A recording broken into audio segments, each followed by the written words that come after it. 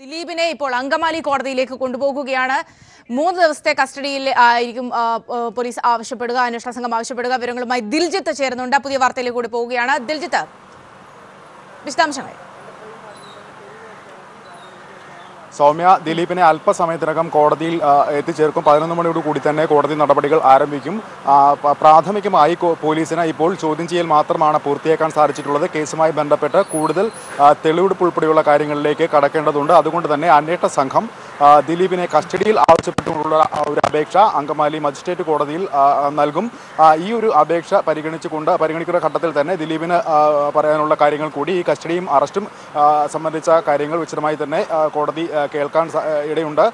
പ്രത്യേകിച്ച് ഇതിൽ അന്വേഷണ സംഘവുമായി ബന്ധപ്പെട്ടുള്ള ഏതെങ്കിലും തരത്തിലുള്ള പരാതികളുണ്ടോ, അന്വേഷണവുമായി ബന്ധപ്പെട്ടുള്ള ദിലീപിന് പറയാനുള്ള കാര്യങ്ങൾ കേൾക്കും. അതോടൊപ്പം ദിലീപ് കഴിഞ്ഞ ദിവസം സമർപ്പിച്ച ജാമ്യാപേക്ഷ കോടതി ഇന്ന് പരിഗണിക്കും. ജാമ്യാപേക്ഷ പരിഗണിക്കുന്ന ഘട്ടത്തിൽ ഈ കേസ് കെട്ടിച്ചമച്ചതാണ് എന്നും അതോടൊപ്പം ഈ കേസിൽ മുമ്പ് പിടിയിലായ പ്രതിയുടെ വിശ്വാസയോഗ്യമല്ലാത്ത മൊഴിയുടെ അടിസ്ഥാനത്തിലാണ് ഇപ്പോൾ ഇത്തരത്തിലൊരു തനിക്കെതിരെ കേസെടുത്തിട്ടുള്ളതും തന്നെ അറസ്റ്റ് രേഖപ്പെടുത്തിയിട്ടുള്ളതും എന്നടക്കമുള്ള കാര്യങ്ങൾ ദിലീപ് വ്യക്തമാക്കുകയുണ്ടായി. അതോടൊപ്പം നിലവിൽ നിലനിൽക്കുന്ന സുപ്രീം കോടതിയുടെ നിർദ്ദേശങ്ങൾ മറികടന്നുകൊണ്ടാണ് തൻ്റെ അറസ്റ്റ് രേഖപ്പെടുത്തിയതെന്ന് അടക്കമുള്ള കാര്യങ്ങൾ ദിലീപ് ജാമ്യാപേക്ഷയിൽ വെച്ചിട്ടുണ്ട്. ഇത്തരം കാര്യങ്ങളടക്കം കോടതി ജാമ്യാപേക്ഷ പരിഗണിക്കുന്നുണ്ട്. ഏതായാലും ആദ്യഘട്ടത്തിൽ പോലീസിന്റെ കസ്റ്റഡി അപേക്ഷയാണ് ആദ്യഘട്ടത്തിൽ പരിഗണിക്കുക. കസ്റ്റഡി അപേക്ഷയിൽ ഒരു തീരുമാനം കൈക്കൊണ്ട ശേഷമാകും ദിലീപിന്റെ ജാമ്യാപേക്ഷ കോടതി പരിഗണിക്കുക എന്നാണ് നമുക്ക് മനസ്സിലാക്കാൻ സാധിക്കുന്നത്. പ്രത്യേകിച്ച് കഴിഞ്ഞ ദിവസങ്ങളിലെല്ലാം തന്നെ പുറത്തുവന്ന മൊഴികളും അതോടൊപ്പം ദിലീപിൻ്റെ മൊഴികളുടെ വൈരുദ്ധ്യവും ദിലീപിനെ കസ്റ്റഡിയിലെടുക്കാൻ പോലീസിന് ലഭിച്ച തെളിവുകൾ അടക്കമുള്ള കാര്യങ്ങളിൽ കൂടുതൽ വ്യക്തത വരുത്തേണ്ടതുണ്ട്. പ്രത്യേകിച്ച് ഗൂഢാലോചന കുറ്റം, അതോടൊപ്പം കൂട്ട മാനഭംഗ കേസിൽ ഉൾപ്പെട്ടിരിക്കുന്ന വരെ ചുമത്താവുന്ന തരത്തിലുള്ള കുറ്റങ്ങളാണ് ദിലീപിന് നേരെ ചുമത്തിയിട്ടുള്ളത്. അതുകൊണ്ട് തന്നെ അത്തരത്തിലുള്ള കാര്യങ്ങൾ തെളിയിക്കാൻ, ഗൂഢാലോചന തെളിയിക്കാനുള്ള ശക്തമായ തെളിവുകൾ ഏതെങ്കിലും തരത്തിൽ ശേഖരിക്കാനുള്ള ഒരു ശ്രമത്തിൽ തന്നെയാണ് പോലീസ് ഇപ്പോൾ കസ്റ്റഡിയിൽ നിൽക്കുമ്പോൾ അറസ്റ്റ് ചെയ്യുമ്പോൾ ലഭിച്ചിട്ടുള്ള ഒരു തെളിവുകൾക്ക് മീതെ ശക്തമായ മറ്റ് തെളിവുകൾ കണ്ടെത്താനുള്ള ഒരു സമാന്തര അന്വേഷണവും നടത്തുന്നുണ്ട്. അതോടൊപ്പം ദിലീപും പൾസർ സുനിയും കൂടിക്കാഴ്ച നടത്തിയെന്ന് പറയുന്ന ഹോട്ടൽ ആബാദ് പ്ലാസയിലെ റൂം നമ്പർ 401 വെച്ച് കൂടിക്കാഴ്ച നടത്തിയെന്നാണ് പറയുന്നത്. അവിടെ എത്തിച്ച ദിലീപിനെ ചോദ്യം ചെയ്യേണ്ട അല്ലെങ്കിൽ തെളിവെടുപ്പ് നടത്തേണ്ട ഒരു ആവശ്യം നിൽക്കുന്നുണ്ട്. അതോടൊപ്പം തൃശ്ശൂരിലും ജോർജ് ലൊക്കേഷനിലും മറ്റ് സിനിമകളുടെ ലൊക്കേഷനിലും എല്ലാം തന്നെ വെച്ച് ദിലീപ് പൾസർ സുനിയുമായി കൂടിക്കാഴ്ച നടത്തിയെന്നാണ് ഇതുവരെ മനസ്സിലാക്കാൻ സാധിച്ചത്. ആ കാര്യങ്ങൾ കൂടുതൽ വ്യക്തതയോടുകൂടി അതിൽ നിന്ന് തെളിവുകൾ ശേഖരിക്കാനും ആ തെളിവുകൾ കോടതിക്ക് മുന്നിൽ കൊണ്ടുവരാനുമുള്ള ഒരു ശ്രമമാണ് അന്വേഷണ സംഘം ഇപ്പോൾ നടത്തിക്കൊണ്ടിരിക്കുന്നത്.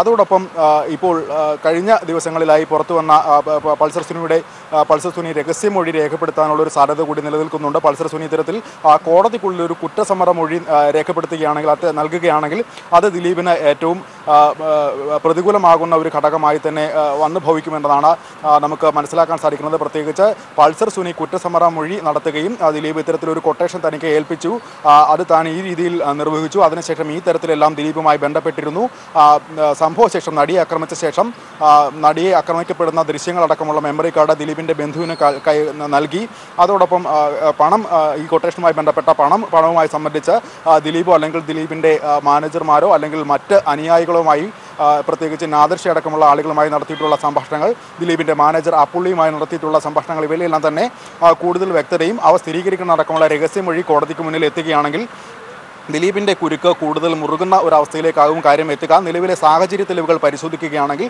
ദിലീപ് സമർപ്പിച്ച ജാമ്യാപേക്ഷ കോടതി പരിഗണിക്കില്ല എന്നൊരവസ്ഥയിൽ തന്നെയാണ് നിലവിൽ മുമ്പോട്ട് പോകുന്നത്. അത് കോടതി ഏത് തരത്തിലാവും ഈ സംഭവങ്ങളെല്ലാം നിരീക്ഷിക്കുക എന്നത് കണ്ടു തന്നെ മനസ്സിലാക്കേണ്ടി വരും. ഏതായാലും ഇപ്പോൾ അല്പസമയത്തിനകം ദിലീപിനെ അങ്കമാലി കോടതിയിലേക്ക് എത്തിച്ചേരും. ആദ്യഘട്ടത്തിൽ ദിലീപിന് കഴിഞ്ഞ ദിവസത്തെ അറസ്റ്റും ജയിലിൽ നേരിടേണ്ടി വന്ന കാര്യങ്ങളും പറ്റി ദിലീപിൻ്റെ പരാതികളും മറ്റും കേൾക്കുകയും അതോടൊപ്പം പോലീസിന്റെ കസ്റ്റഡി അപേക്ഷയുമായും ആദ്യഘട്ടത്തിൽ പരിഗണിക്കുക. അതിനുശേഷമാവും ജാമ്യാപേക്ഷ ഇന്ന് പരിഗണിക്കണമോ വേണ്ടയോ എന്ന കാര്യത്തിൽ തീരുമാനമാവുക. യെസ്, അല്പസമയത്തിനകം തന്നെ അങ്കമാലി കോടതിയിലേക്ക് ദിലീപിനെ എത്തിക്കും. ദിൽജിത്ത്, ഒരുപക്ഷെ നമ്മൾ കണ്ടതാണ്, പൾസറിനെ എത്തിച്ചപ്പോൾ തന്നെ വളരെ നേരത്തെ തന്നെ 11 മണിക്കാണ് കോടതി നടപടികൾ തുടങ്ങുന്നെങ്കിലും വളരെ നേരത്തെ തന്നെ എത്തിച്ചിരുന്നു. ദിലീപിനെയും അങ്ങനെ എത്തിക്കാനുള്ള ഒരു സാഹചര്യം എത്രത്തോളം ഉണ്ട്? പ്രത്യേകിച്ച് നമുക്കറിയാം പലയിടങ്ങളിലും ദിലീപിനെ അറസ്റ്റ് രേഖപ്പെടുത്തിയ ശേഷം മജിസ്ട്രേറ്റിന് മുന്നിൽ ഹാജരാക്കുന്നതിന് വരെ ചില തടസ്സങ്ങൾ നേരിട്ടിരുന്നു. ഈ പറഞ്ഞതുപോലെ നിരവധി ആളുകൾ അവിടെ തടിച്ചുകൂടിയിരുന്നു. ഇപ്പോൾ ഈ അങ്കമാലി കോടതി പരിസരത്തും ഇത്തരം സമാനമായ ഒരു സാഹചര്യമാണോ ഉള്ളത്? സുരക്ഷ ഒക്കെ എത്രത്തോളമുണ്ട്? സൗമ്യ, കഴിഞ്ഞ ദിവസങ്ങളിലുണ്ടായ സംഭവങ്ങൾ കണക്കിലെടുത്തുകൊണ്ട് തന്നെ പോലീസ് അങ്കമാലി കോടതി പരിസരത്ത് വലിയ രീതിയിലുള്ള ഒരു സുരക്ഷ ഒരുക്കിയിട്ടുണ്ട്. പ്രത്യേകിച്ച് റോഡുകൾക്കരികിലും കോടതിക്ക് സമീപത്തുമായി വാഹനങ്ങൾ നിർത്തുന്നതിനും ആളുകൾ കൂട്ടം കൂടി നിൽക്കുന്നതിലും വലിയ തരത്തിലുള്ള ഒരു നിയന്ത്രണം പോലീസ് ഏർപ്പെടുത്തിയിരുന്നു. പ്രത്യേകിച്ച് ഈ സ്ഥലത്തുള്ളവരിൽ നിന്ന് ഇവിടെ ഉള്ള സമീപവാസികളും ഇവിടുത്തെ വ്യാപാരികളും അടക്കമുള്ള ആളുകൾ അവർ കടകൾ അടച്ചു പോലും ഈ കോടതിക്ക് സമീപത്തേക്ക് എത്തിച്ചേരുന്നൊരു സാഹചര്യമുണ്ടായി. അതോടൊപ്പം ദിലീപിനെ കാണാനും കോടതി നടപടികൾ കാണാനുമായി ധാരാളം പേർ കോടതിക്ക് സമീപം എത്തുകയും അവരുടെ വാഹനങ്ങളെല്ലാം തന്നെ ഇവിടെ പാർക്ക് ചെയ്യാനുള്ളൊരു ശ്രമം നടത്തുകയുണ്ടായി. എന്നാൽ പോലീസ് ആദ്യഘട്ടത്തിൽ തന്നെ ഇത്തരത്തിൽ ഇവിടെ കൂട്ടം കൂടി നിൽക്കുന്നതിനും കോടതിക്ക് സമീപം വാഹനങ്ങൾ പാർക്ക് ചെയ്യുന്നതടക്കമുള്ള കാര്യങ്ങൾക്ക് നിയന്ത്രണം ഏർപ്പെടുത്തിയിട്ടുണ്ട്. പ്രത്യേകിച്ച് ദിലീപിനെ അങ്കമാലി കോടതി നമ്മൾ കഴിഞ്ഞ ദിവസം പൾസർ സുനിയെ ഹാജരാക്കിയപ്പോൾ ഉണ്ടായ വലിയൊരു തിരക്ക് നമ്മൾ കണ്ടതാണ്. കോടതിക്കുള്ളിലേക്ക് വാഹനം കയറ്റി നിർത്തിയാണ് പോലീസിനെ പൾസർ സുനിയെ പുറത്തേക്ക് ഇറക്കാനും കോടതിക്കുള്ളിലേക്ക് കയറ്റാനും സാധിച്ചത്. എങ്കിൽ പോലും ആ സമയത്തും വലിയൊരു തിരക്ക് കോടതിക്കുള്ളിൽ ഇടുങ്ങിയ സ്ഥലമായതുകൊണ്ട് തന്നെ വലിയൊരു തിരക്ക് ഇവിടെ അനുഭവപ്പെട്ടിരുന്നു. അത്തരത്തിൽ പ്രത്യേകിച്ച് സിനിമാ താരം കൂടിയും പ്രശസ്തനായ ഇത്തരത്തിൽ ദിലീപിനെ പോലെയുള്ളൊരു നടൻ കേസിൽ അറസ്റ്റിലായി എത്തുകയും പ്രത്യേകിച്ച് വലിയൊരു ജനരോഷം ദിലീപിനെതിരായി നിലനിൽക്കുന്ന ഒരു സാഹചര്യം കൂടി ആയതുകൊണ്ട് തന്നെ വലിയ ഒരു ജനക്കൂട്ടം ഇവിടെ എത്തിച്ചേരാനുള്ള സാധ്യത അത് ആദ്യഘട്ടത്തിൽ തന്നെ തടയിടുക എന്നൊരു മുന്നൊരുക്കം പോലീസ് നടത്തിയിട്ടുണ്ട്. എങ്കിൽ കൂടി ഇപ്പോൾ നൂറുകണക്കിന് ആളുകൾ ഇവിടെ കോടതി പരിസരത്ത് തടിച്ചുകൂടിയിട്ടുണ്ട്. ഏതായാലും ദിലീപുമായി എത്തുന്ന വാഹനം പ്രധാന റോഡിൽ നിന്ന് അകത്തേക്ക് കടന്ന് പ്രധാന റോഡിൽ നിന്ന് ഏകദേശം 200 മീറ്റർ അകത്താണ് അങ്കമാലി കോടതി സ്ഥിതി ചെയ്യുന്നത്. ഈ റോഡിലേക്ക് വരുന്ന വഴിയിലെല്ലാം തന്നെ ഇത്തരത്തിൽ വലിയ ജനക്കൂട്ടത്തെ കവർ ചെയ്ത് കടന്നു വേണം അകത്തേക്ക് കോടതിയിലേക്ക് എത്താൻ. അതോടൊപ്പം കോടതിക്കകത്തേക്കുള്ള ഇടുങ്ങിയ വഴിയും ഗേറ്റും കടന്ന് അകത്തേക്കെത്തി ഏകദേശം 50 മീറ്ററോളം ഉള്ളിലേക്ക് കടന്നാൽ മാത്രമാണ് കോടതിയുടെ വരാന്ത എത്തുക. കോടതി വരാന്ത വരെ വലിയ സുരക്ഷയോടുകൂടി തന്നെ വാഹനത്തിനുള്ളിൽ തന്നെ ദിലീപിനെ ഇരുത്തി കൊണ്ടുപോയി അവിടെ വെച്ച് വാഹനം തുറന്ന് പുറത്തേക്ക് കടത്തി നേരെ കോടതി നടപടികൾ ആരംഭിക്കുന്ന ഹാളിനുള്ളിലേക്ക് കടത്താനാണ് പോലീസിൻ്റെ ശ്രമം. അതുകൊണ്ട് തന്നെ കോടതി നടപടികൾ ആരംഭിക്കുന്ന സമയത്തിന് തൊട്ടു മുൻപ് മാത്രമായിരിക്കാം ഒരുപക്ഷെ ദിലീപിനെ ഇവിടെ ഹാജരാക്കുക എന്നൊരു സൂചനയും നമുക്ക് ലഭിക്കുന്നുണ്ട്. അതോടൊപ്പം മറ്റ് കേസുകൾ പരിഗണിച്ച ഇത്തരത്തിലൊരു നടനെ ഇവിടെ കാത്തു നിർത്തുന്നത് വലിയ രീതിയിലുള്ള ജനങ്ങളുടെ രോക്ഷത്തിനും മറ്റു കാര്യങ്ങൾക്കുമെല്ലാം ഈ പ്രതി പാത്രമാവും എന്നതുകൊണ്ട് തന്നെ ആദ്യഘട്ടത്തിൽ തന്നെ ആദ്യ കേസായി തന്നെ പരിഗണിക്കാനുള്ളൊരു അപേക്ഷയും മജിസ്ട്രേറ്റിന് മുന്നിൽ എത്തിയിട്ടുണ്ട്. ഏതായാലും ഇപ്പോൾ മജിസ്ട്രേറ്റ് കോടതിയിൽ എത്തിയിട്ടുണ്ട് എന്നാണ് മനസ്സിലാക്കുന്നത്. അല്പസമയത്തിനേക്കും ദിലീപിനെയും വഹിച്ചുകൊണ്ടുള്ള വാഹനം കോടതി പരിസരത്തേക്ക് എത്തിച്ചേരും. കോടതിയുടെ നടപടിക്രമങ്ങൾ എത്ര നേരം ഉണ്ടാകും? വളരെ വേഗം ഈ വിഷയങ്ങളിൽ തീരുമാനമെടുത്ത് ഒരു വിധി പറയുകയായിരിക്കുമോ, അല്ലെങ്കിൽ കാര്യങ്ങൾ നിശ്ചയിക്കുകയായിരിക്കുമോ കോടതി ചെയ്യുക? വിശദമായി ഇത്തരത്തിൽ കഴിഞ്ഞ ദിവസങ്ങളിൽ നടന്ന സംഭവങ്ങളും അതോടൊപ്പം ദിലീപിനെ ഇപ്പോൾ അറസ്റ്റിലായിരിക്കുന്ന ദിലീപിനെ കൂടുതൽ ചോദ്യം ചെയ്യേണ്ടതടക്കമുള്ള കാര്യങ്ങൾ പ്രോസിക്യൂഷനെ വിശദീകരിക്കേണ്ടതുണ്ട്. അത്തരത്തിലുള്ള ഒരു നടപടിയാവും ആദ്യഘട്ടത്തിൽ ഉണ്ടാവുക. നിലവിൽ ലഭിച്ചിരിക്കുന്ന ഗൂഢാലോചനയ്ക്കുള്ള തെളിവുകൾ, ആ തെളിവുകൾ കൂടുതൽ ശക്തമായ തെളിവുകൾ കോടതിക്ക് മുമ്പിൽ എത്തേണ്ടതുണ്ട്. അതിനുവേണ്ടി ദിലീപിനെ കൂടുതൽ ചോദ്യം ചെയ്യലിനായി വിട്ടു നൽകുകയും ദിലീപിനെ ഈ ഗൂഢാലോചന നടന്നു എന്ന് പറയുന്ന സ്ഥലങ്ങളിലെല്ലാം തന്നെ എത്തിച്ച് തെളിവെടുപ്പ് നടത്തേണ്ട ഒരു സാഹചര്യമുണ്ട്. അത്തരത്തിലൊരു സാഹചര്യം എന്താണ് എന്ന് വ്യക്തത വരുത്തുന്നതിന് വേണ്ടി അന്വേഷണ സംഘം കോടതിയെ ബോധ്യപ്പെടുത്തേണ്ടതുണ്ട്. അത്തരത്തിൽ പ്രോസിക്യൂഷൻ അഭിഭാഷകനും അന്വേഷണ സംഘവും ഇത്തരത്തിലുള്ള വെളിപ്പെടുത്തലുകൾ അല്ലെങ്കിൽ വിവരങ്ങൾ കോടതിയെ ധരിപ്പിക്കുന്ന ഒരു ഘട്ടമാണ് ആദ്യം നടക്കുക. കസ്റ്റഡി അപേക്ഷയിൽ ഏത് തരത്തിലുള്ള ഒരു വാദപ്രതിവാദങ്ങൾ നടക്കും എന്നതും ഏറെ നിർണായകമായി നിലനിൽക്കുന്നു. ഇത്തരത്തിൽ ദിലീപിന് വേണ്ടി ഹാജരാകുന്നത് ഹൈക്കോടതിയിലെ മുതിർന്ന അഭിഭാഷകനായ അഡ്വക്കേറ്റ് രാംകുമാറാണ്. അത്തരത്തിൽ ഈ ജാമ്യാപേക്ഷയിന്മേലുള്ള വാദപ്രതിവാദങ്ങളാവും ആദ്യഘട്ടത്തിൽ നടക്കുക. ഇത് ഏറെ നേരം ഇത്തരത്തിൽ ജാമ്യാപേക്ഷയിലും അതോടൊപ്പം കസ്റ്റഡി അപേക്ഷയിലും നടക്കുന്ന ജാമ്യാപേക്ഷകൾ ഏറെ നേരത്തെ വാദപ്രതിവാദങ്ങൾക്ക് കാരണമാകും എന്ന് തന്നെയാണ് നമുക്ക് പ്രതീക്ഷിക്കുന്നത്. ഏതായാലും അല്പസമയത്തിനകം ദിലീപിനെയും വഹിച്ചുകൊണ്ടുള്ള വാഹനം കോടതി പരിസരത്തേക്ക് എത്തിച്ചേരും. കോടതി ഗേറ്റിനുള്ളിൽ ഗേറ്റിനകത്തേക്ക് പൊതുജനങ്ങളും മറ്റും ഇടിച്ചു കയറുന്നത് തടയാൻ ആദ്യഘട്ടത്തിൽ തന്നെ പോലീസ് പ്രതിരോധം തീർത്തിട്ടുണ്ട്. ഇപ്പോൾ തന്നെ മാധ്യമപ്രവർത്തകർ അടക്കമുള്ള ആളുകൾക്ക് അകത്തേക്ക് കടത്തിവിടാനുള്ള കാര്യത്തിൽ പോലീസിന് ആശയക്കുഴപ്പം നിലനിൽക്കുന്നുണ്ട്. ഏതായാലും ഇപ്പോൾ ഇത്തരത്തിൽ അകത്തേക്ക് ജനങ്ങളെ കടത്തിവിടേണ്ടാവുന്നൊരു തീരുമാനം. ദിലീപുമായുള്ള വാഹനം അകത്തേക്ക് കടന്നാൽ അല്പം തന്നെ ഗേറ്റ് അടച്ച് സുരക്ഷിതമായ ഒരു വലയം തീർക്കാനാണ് പോലീസിന്റെ തീരുമാനം. ദിൽജിത്താണ് വിവരങ്ങൾ നൽകിയത്. അല്പസമയത്തിനകം തന്നെ അങ്കമാലി കോടതിയിലേക്ക് ദിലീപിനെ കൊണ്ടുവരും. ദിലീപ് ജാമ്യാപേക്ഷ നൽകുന്നുണ്ട്. എന്നാൽ 3 ദിവസത്തെ കസ്റ്റഡിയിൽ ദിലീപിനെ ആവശ്യപ്പെടും അന്വേഷണ സംഘം. പ്രത്യേകിച്ച് ഇവിടെ ഇനി കസ്റ്റഡിയിലെടുക്കുക എന്നത് വളരെ സുപ്രധാനമാണ്. കാരണം നിരവധി തെളിവെടുക്കലുകൾ ഇവിടെ അവശേഷിക്കുന്നുണ്ട്. ഒപ്പം തന്നെയും ഇവിടെ ഉള്ള മറ്റൊരു സുപ്രധാനമായ ഒരു വിഷയം പോലീസ് അന്വേഷണ സംഘം ചൂണ്ടിക്കാണിക്കുക, ദിലീപ് പുറത്തിറങ്ങിയാൽ ജാമ്യം ലഭിച്ചാൽ ഒരുപക്ഷെ കേസിനെ അത് വലിയ രീതിയിൽ ബാധിക്കും എന്നത് തന്നെയാണ്. അത് വ്യക്തമാക്കുകയായിരിക്കും ഇന്ന് അന്വേഷണ സംഘം പ്രധാനമായും കോടതിയിൽ ചെയ്യുക.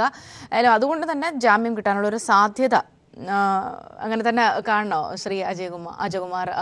ജാമ്യം കിട്ടാനുള്ള സാധ്യത ഇല്ല. ഈ കസ്റ്റഡിയിൽ ജാമ്യം കൊടുക്കാനുള്ള അധികാരം ഈ അങ്കമാലി കോടതിക്കില്ല.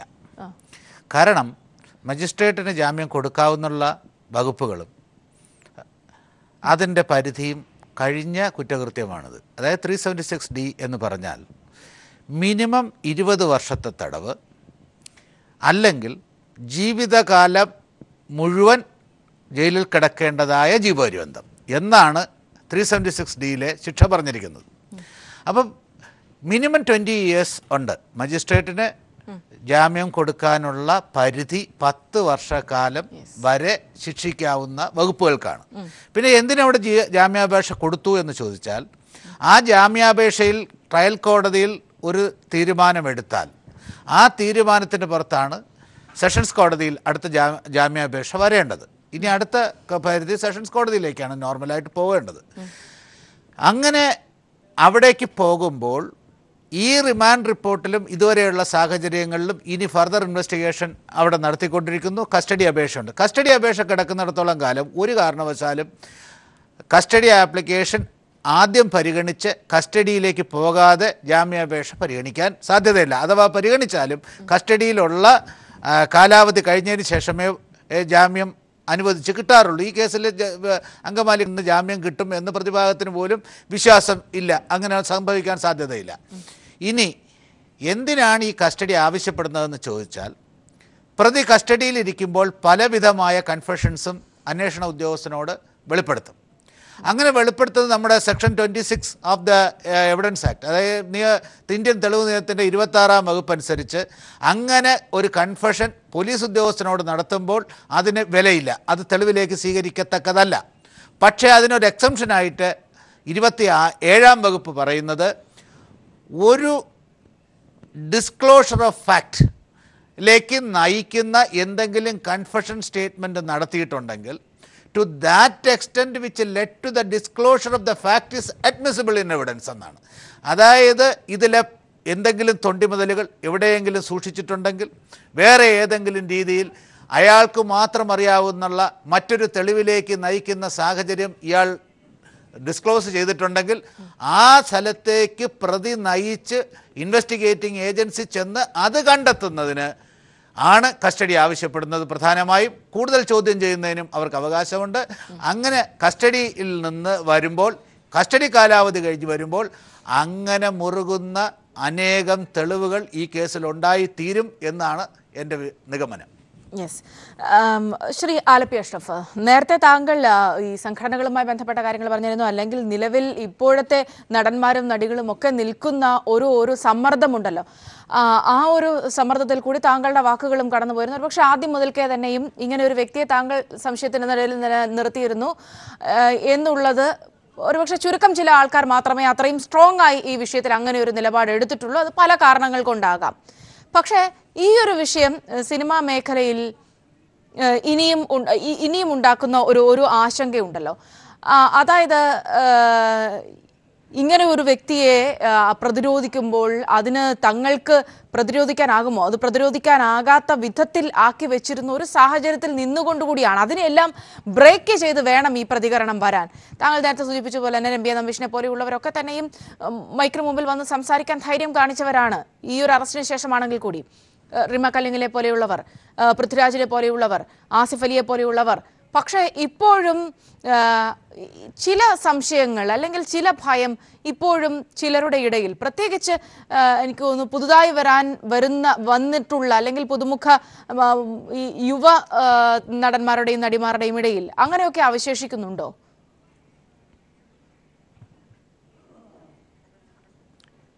അതായത് ഇവിടെ സിനിമ ഫീൽഡിൽ അകത്ത് ഈ സക്സസ് എന്ന് പറയുന്നതാണ് പോസിറ്റീവ് എനർജി, ഫെയിലിയർ എപ്പോഴും നെഗറ്റീവ് എനർജിയാണ്.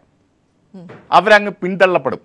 ഈ സക്സസ് കൊടുക്കുന്ന ആളുകൾ ഏതെങ്കിലും ഒരു മണ്ടനായ ശ്രീനിവാസന്റെ ഒരു കഥാപാത്രം ഉണ്ടല്ലോ, സൗരോജ് കുമാർ വന്ന് നാളെ സൂപ്പർ സ്റ്റാർ ആയാൽ അവൻ പറയുന്നതാണ് പിന്നെ കാര്യം, അവൻ പറയുന്നതാണ് അവൻ്റെ പുറകെ ആളുകൾ. കാരണം ഇതൊരു ഇൻഡസ്ട്രിയാണ്, ഇതൊരു ബിസിനസ്സാണ്, ഇത് കാശ് മുടക്കിയെടുക്കുന്ന ഒരു പ്രസ്ഥാനമാണ്.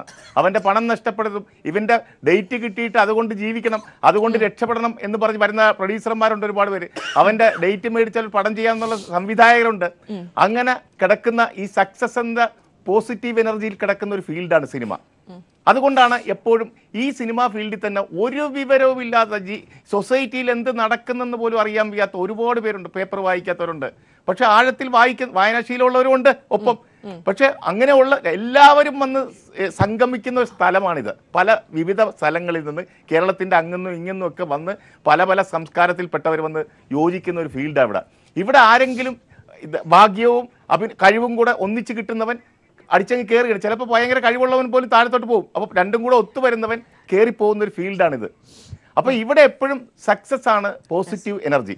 അപ്പോൾ ആ മണ്ടന്മാർ വരുമ്പോൾ അവർ പറയുന്നത് കേട്ട് വിശ്വസിക്കാൻ ആളുകളും അവർ പറയുന്നത് കേട്ട് കൈയടിക്കാൻ ആളുകളും ഒക്കെ ഒരുപാട് എപ്പോഴും ഇനിയും വരും.